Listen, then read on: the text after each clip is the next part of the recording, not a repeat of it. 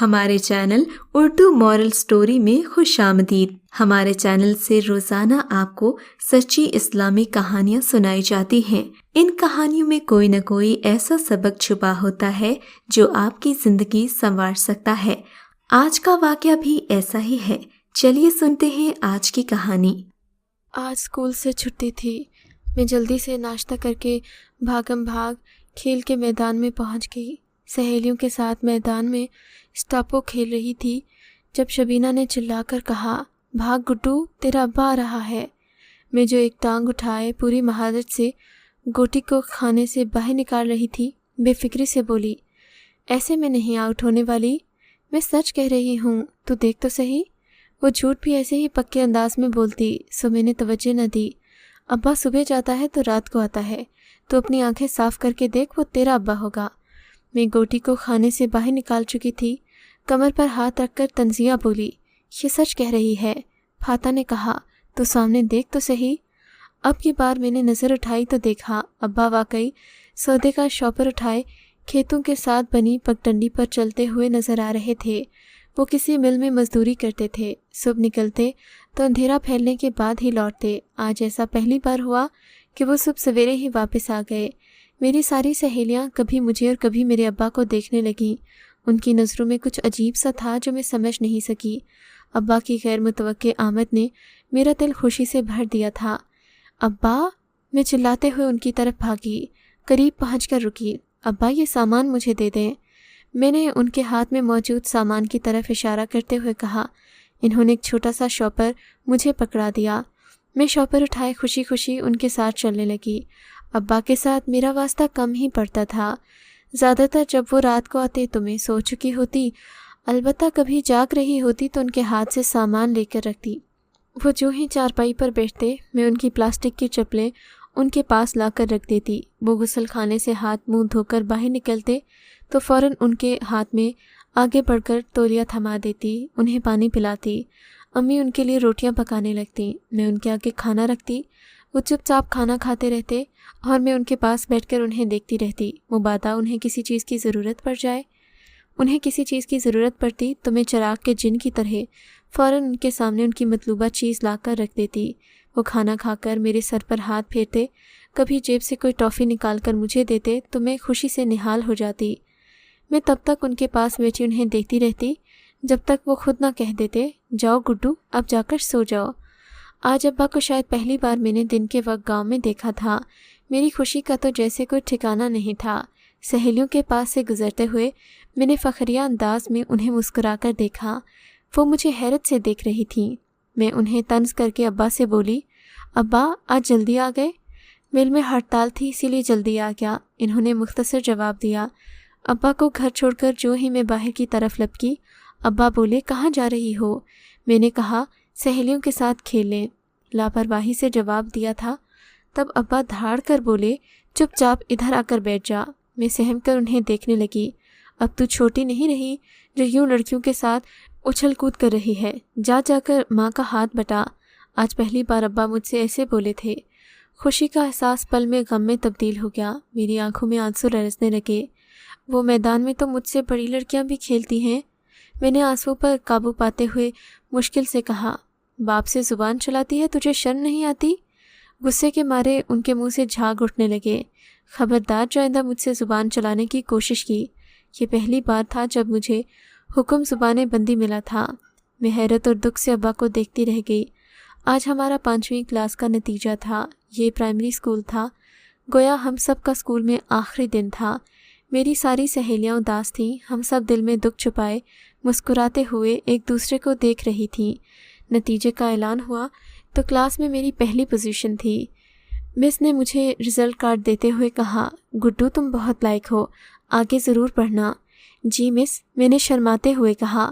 مس کے پاس سے ہٹی تو شبینہ بولی، ماڈل اسکول تو شہر میں ہے، تیرا ابا تجھے شہر میں پڑھنے دے گا؟ میں نے کہا، کیوں نہیں پڑھنے دے گا، پھپھو حلیمہ شہر میں رہتی ہیں، میں ان کے پاس رہ لوں گی۔ میں نے بے فکری سے کہا۔ اس کی آنکھوں میں حسرت جاگی، تاہم وہ بولی کچھ نہیں۔ کچھ دیر لڑکیوں کے ساتھ کھیلنے کے بعد میں گھر کی طرف ہو لی۔ گھر میں داخل ہوئی تو امی بھینس کو چارہ ڈال رہی تھیں۔ میں دروازے سے اندر داخل ہوتے ہی چلائی، امی میں فرسٹ آئی ہوں۔ انہوں نے نظر اٹھائے بغیر رسمی انداز میں مبارکباد دی۔ میرے اندر جیسے کچھ ٹوٹا سا تھا۔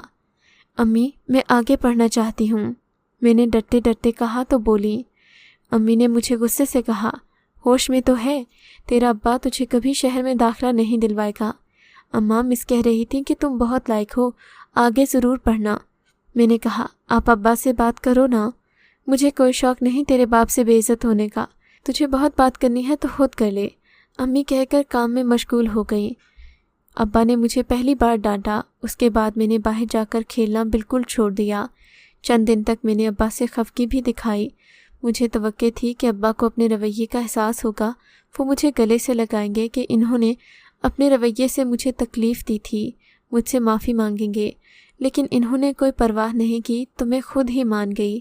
لیکن اب ابا سے بات کرنے میں جھجک ہونے لگی۔ اس دن ابا کو میں نے رزلٹ کارڈ دکھایا، امی بھی ان کے پاس ہی بیٹھی ہوئی تھی۔ میں تو دل محسوس کر رہ گئی جب انہوں نے کہا، جا گڈو اب جا کر سو جا۔ میں چونک گئی۔ جب میں نہ اٹھی تو ابا نے سوالیہ نظروں سے مجھے دیکھا۔ ابا میں آگے پڑھنا چاہتی ہوں۔ یہ سنتے ہی ابا کی آنکھوں سے شعلے پھوٹنے لگے۔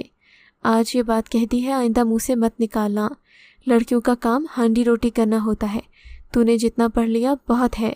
ابا بس، وہ گرجے، میں نے جو کہنا تھا کہہ دیا، اب میں تیرے منہ سے ایک لفظ نہیں سنوں گا۔ میں آنکھوں میں آنسو لیے اپنے کمرے میں آ گئی، پوری رات روتے ہوئے گزار دی۔ چند دن بعد میں اپنے چھوٹے بھائی کو اسکول میں داخل کروانے گئی تو وہاں پر مجھے شمسا ملی۔ کہنے لگی، تم نے آگے داخلہ لیا؟ میں نے کہا، ابا نے اجازت نہیں دی۔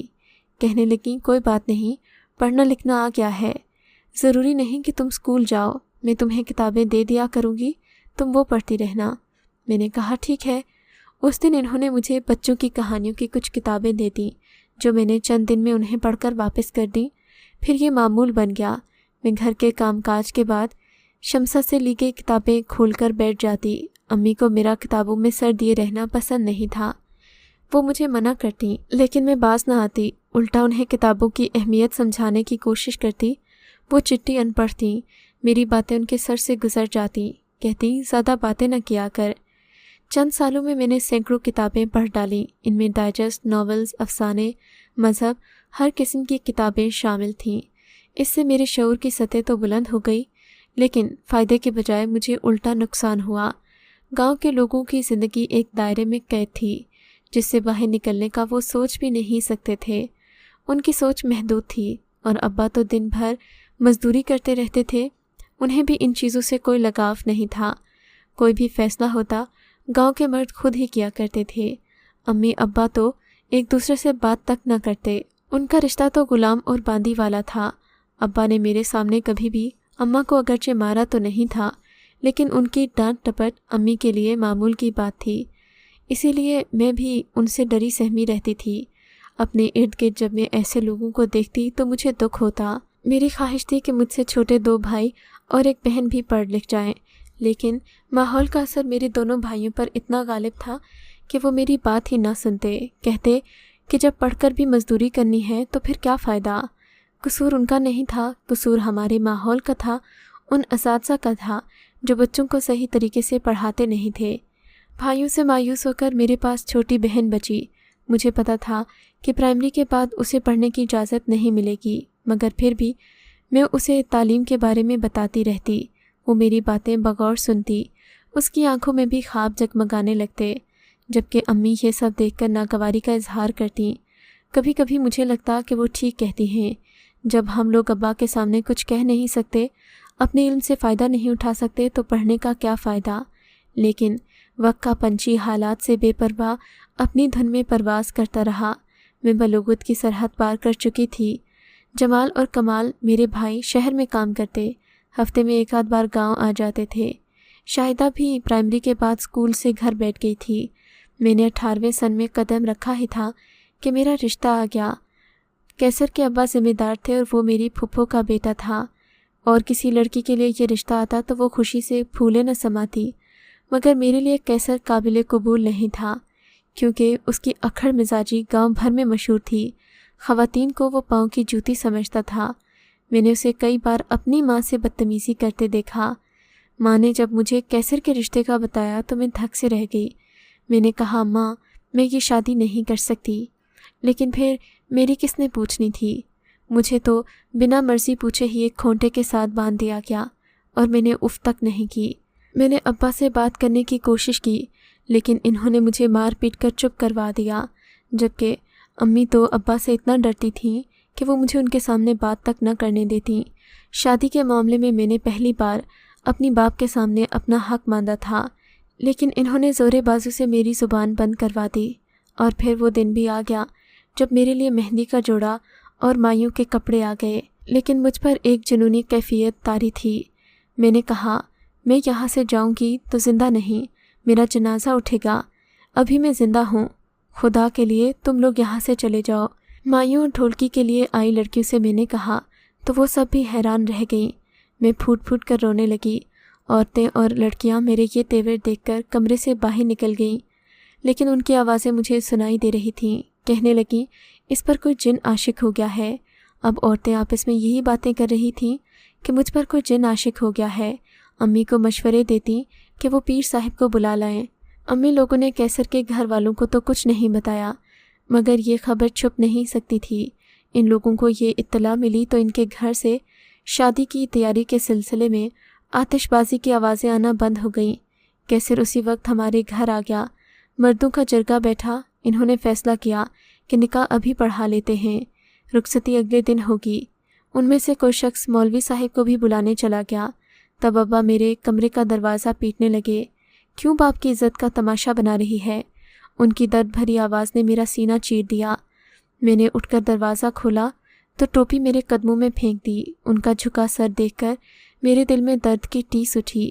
میں نے کہا ابا تماشا تو آپ نے میرا سب کے سامنے بنا دیا۔ میں نے آپ کو منع کیا تھا کہ میں کیسر سے شادی نہیں کروں گی۔ ابا کے لب پھڑ پھڑائے۔ وہ کچھ کہنے ہی لگے تھے کہ کیسر بھی کمرے میں آ گیا۔ تیری اتنی جرأت کہ تو شادی سے انکار کرے؟ یہ کہتے ہی وہ میری طرف بڑھا۔ اس کا ارادہ شاید میری جان لینے کا تھا کہ مجھ لڑکی ذات میں اتنی ہمت کہاں سے ہوئی جو اس جیسے طاقتور آدمی سے میں نے شادی کرنے سے انکار کر دیا۔ ابا تو میرے باپ تھے، وہ مجھے بچانے کے لیے آگے بڑھے۔ ہاتھا پائی میں کیسر کی جان چلی گئی۔ میری نظروں کے سامنے اندھیرا چھا گیا۔ اس کے بعد مجھے کچھ ہوش نہ رہا۔ آخری بار میں نے کیسر کو زمین پر گرتے ہوئے دیکھا تھا۔ آج اس واقعے کو 7 سال بیت گئے ہیں۔ یہ 7 سال مجھ پر کتنے بھاری گزرے ہیں یہ میں ہی جانتی ہوں یا میرا رب جانتا ہے۔ کیسر کی موت کا منظر آج تک میرے حافظے پر نقش ہے۔ اس رات میرا کوئی قصور نہیں تھا، لیکن قصوروار مجھے ہی گردانا گیا۔ پورے گاؤں نے ہم سے قطع تعلق کر لیا۔ مجھے منحوس کہا گیا۔ غیر تو غیر میرے گھر والے بھی مجھ سے قطع تعلق کرنے پر مجبور ہو گئے۔ امی ابا کوئی بھی مجھ سے بات کرنے کا روادار نہیں تھا۔ ایک شاہدہ تھی جو امی سے نظر بچا کر مجھ سے بات کر لیتی، لیکن اس کی آنکھوں میں بھی ہر وقت میرے لیے شکوے مچلتے۔ میں بھی چپ چاپ کمرے میں ایک کونے میں پڑی رہتی، 2 گھونٹ پانی کے پی لیتی یا باورچی خانے سے جا کر روٹی کے 2 نوالے کھا لیتی۔ یہ 2 ماہ بعد کی بات ہے جب کسی نے شمسا کو میری حالت کی اطلاع دی۔ وہ مجھ سے ملنے آ گئی۔ 2 ماہ بعد پہلی بار ہوا کہ کسی نے مجھ سے بات کی تھی۔ میں اس سے مل کر پھوٹ پھوٹ کر رونے لگی۔ کہنے لگی وقت کے ساتھ سب کچھ ٹھیک ہو جائے گا۔ وہ مجھے تسلی دے رہی تھی۔ کہنے لگی تمہیں اپنے گھر والوں سے معافی مانگ لینی چاہیے۔ اس کی بات صحیح تھی، لیکن اس کے جانے کے بعد جب میں نے امی سے بات کرنے کی کوشش کی تو انہوں نے بس مجھے نفرت سے دیکھا۔ پھر میں نے ابا سے معافی مانگی، مگر ان کے دلوں پر تو جیسے زنگ آلود تالے پڑ گئے تھے۔ تنگ آ کر میں نے کاغذ اور قلم سے رشتہ جوڑ لیا۔ اب میں اپنے احساسات کاغذ پر اتارنے لگی۔ چند دن بعد مس شمسا دوبارہ آ گئیں۔ انہوں نے مجھ سے حال احوال دریافت کیا۔ وہ میرے لیے کچھ کتابیں بھی لائی تھیں۔ کتابیں دیکھ کر یکدم مجھے خیال آیا۔ میں نے انہیں بتایا کہ میں نے 1-2 افسانے لکھے ہیں۔ افسانے پڑھ کر ان کی آواز خوشی سے لرزنے لگیں۔ کہنے لگیں یہ تو شاہکار ہے۔ میں نے کہا شاہکار کا تو پتہ نہیں، میرے دکھی دل سے نکلے چند الفاظ ہیں۔ کہنے لگیں یہ میں کسی ڈائجسٹ میں بھیجوں گی۔ وہ مجھ سے میرے افسانے لے گئیں۔ چند دن کے بعد وہ میرے گھر آئیں تو بہت خوش تھیں۔ انہوں نے مجھے بتایا کہ ڈائجسٹ کی ایڈیٹر کو میرے افسانے بہت پسند آئے۔ میرے لیے یہ بڑی کامیابی کی بات تھی۔ میرا افسانہ ایک ڈائجسٹ میں 2 مہینے کے بعد ہی شائع ہو گیا، لیکن میں کسی سے اس بات کا تذکرہ نہیں کر سکتی تھی۔ پھر شمسا نے مجھے بتایا کہ ادارے نے تمہارے لیے ایک معاوضہ بھی بھیجا ہے۔ لرزتے ہاتھوں سے میں نے لفافہ کھولا، اس میں 1000 روپے موجود تھے۔ عورتوں کا کام ہانڈی روٹی کرنا ہے، ابا کے الفاظ میرے ذہن میں گونجے۔ میں رونے لگی۔ اس کے جانے کے بعد میں نے 1000 روپیہ امی کو دیا۔ وہ چونک کر مجھے دیکھنے لگیں۔ میں نے کہا میں نے ایک کہانی لکھی تھی، اس کے پیسے مجھے ملے ہیں، یہ ابا کو دے دینا اور انہیں کہنا کہ عورتوں کا کام صرف ہانڈی روٹی نہیں ہوتا، وہ اپنا بوجھ خود اٹھا سکتی ہیں۔ اماں پیسے لیے بغیر کمرے سے نکل گئیں۔ اس کے بعد تو ایک مصروفیت میرے ہاتھ آ گئی، اپنے دل کا درد صفائی کرتاس پر بکھیرنے لگی۔ اس درد میں اتنی تاثیر تھی کہ جو بھی پڑھتا میرا پرستار بن جاتا۔ ان تحریروں کا مجھے جو معاوضہ ملتا وہ میں سنبھال کر رکھ لیتی۔ میری تحریریں اب تواتر سے چھپنے لگیں، میرا ایک نام بن گیا۔ اس عرصے میں ابا نے شہر میں رہنے والی میری پھپھو کی منت سماجت کی تو وہ شاہدہ کو اپنے بیٹے کے ساتھ بہا کر شہر لے گئیں۔ شادی کے بعد وہ گاؤں نہیں آئی، البتہ ہم جا کر اس سے مل لیا کرتے تھے۔ ادھر میرے بھائی جمال نے نشہ کرنا اور بیچنا شروع کر دیا۔ اب وہ شہر میں ہی ہوتا، مہینوں گھر کا چکر نہ لگاتا۔ میرے دونوں بھائی اسی طرح کی حرکتوں میں پڑ کر برباد ہو گئے۔ ہمارے گھر کا خرچہ میرے بھائیوں کی محنت مزدوری سے نہیں، ابا کی محنت سے چل رہا تھا۔ ابا میں جب سکت نہ رہی تو میں نے اپنے گھر کی کفالت کا ذمہ اٹھایا۔ اب امی میرے دیے ہوئے پیسے لے لیتی ہیں لیکن مجھ سے بات نہیں کرتی۔ میں ابا کی دل و جان سے خدمت کرتی ہوں۔ گھر کا سودا میرے دیے ہوئے پیسوں سے آتا ہے، لیکن اس کے باوجود ابا کے دل کا تالا ابھی تک نہیں ٹوٹا۔ آج میرا شمار معروف رائٹرز میں ہوتا ہے، میری زبان آج بھی بند ہے لیکن میرے الفاظ لاکھوں دلوں تک پہنچتے ہیں۔ میں نے اپنے حق کے لیے آواز اٹھا کر اچھا کیا یا برا یہ نہیں جانتی، مگر میں یہ جانتی ہوں کہ میں عبرت کی مثال بنا دی گئی۔ میں نہیں چاہتی کہ کوئی لڑکی میری طرح اپنے حق کے لیے آواز بلند کرے تو اپنی زندگی برباد کر لے۔ میں اپنی خاموش آواز سے انہیں اثار اور قربانی کا درس دیتی ہوں، سمجھوتے کا درس دیتی ہوں، زبان بند رکھنے کا درس دیتی ہوں۔ آپ ہی بتائیں، میں ایسا نہ کروں تو کیا کروں؟ اگر آپ کو آج کا یہ واقعہ پسند آیا ہے تو اس ویڈیو کو لائک ضرور کیجیے اور اس طرح کے مزید قصے سننے کے لیے ہمارے چینل اردو مورل سٹوری کو سبسکرائب ضرور کیجیے۔